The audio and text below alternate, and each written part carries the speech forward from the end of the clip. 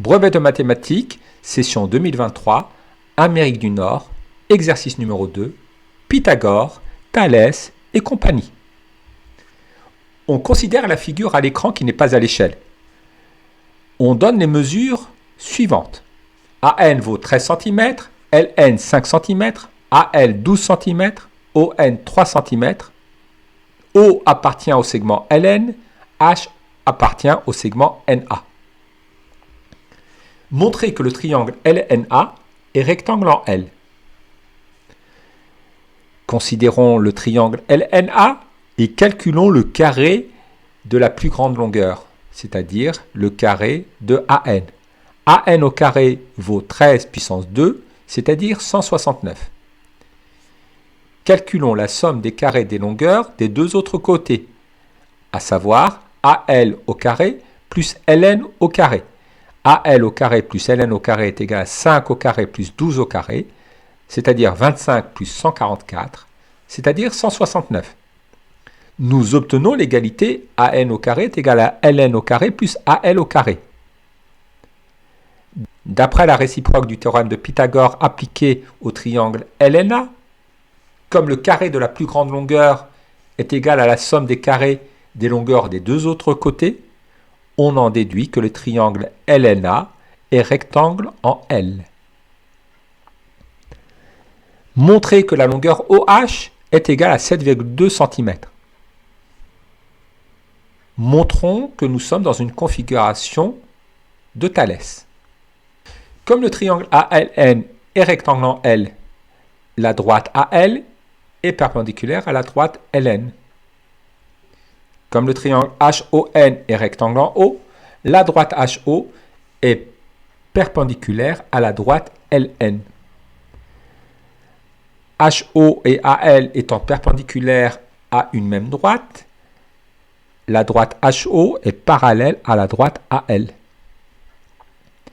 Les triangles NOH et NLA sont dans la configuration de Thalès.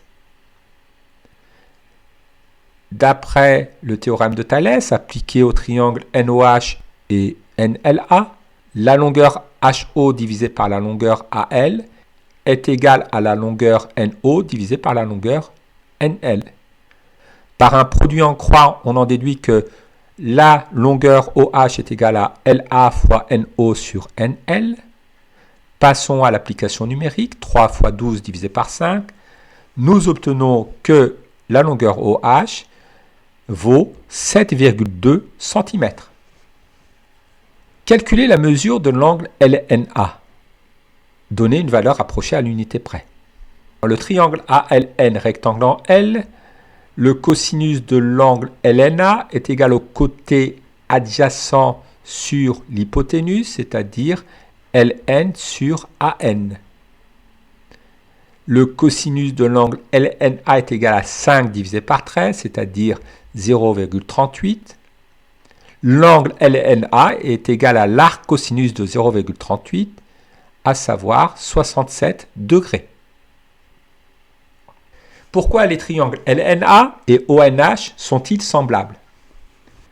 Les triangles LNA et ONH sont semblables si les angles du triangle LNA sont égaux aux angles du triangle ONH. Les deux triangles étant rectangles, ils ont chacun un angle égal à 90 degrés. De plus, ils ont tous les deux un angle égal à 67 degrés. Il s'agit pour le triangle LNA de l'angle ANL et pour le triangle HON de l'angle HNO. La valeur du troisième angle se déduit de la différence des deux premiers. L'angle LAN a pour mesure 90 moins 67 degrés. De même, l'angle OHN a pour mesure 90 moins 67 degrés. Les triangles LNA et ONH sont semblables.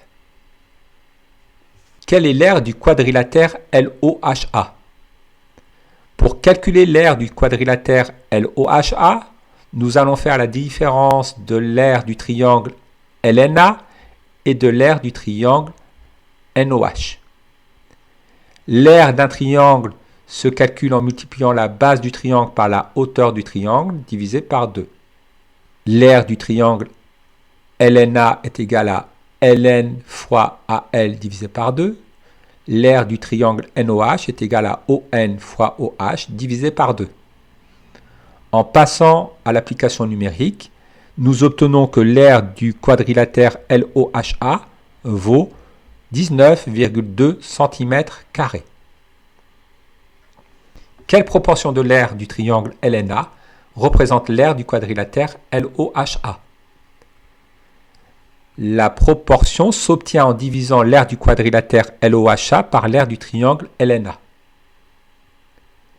L'aire du triangle LNA s'obtient en multipliant la base LN par la hauteur AL et en divisant par 2.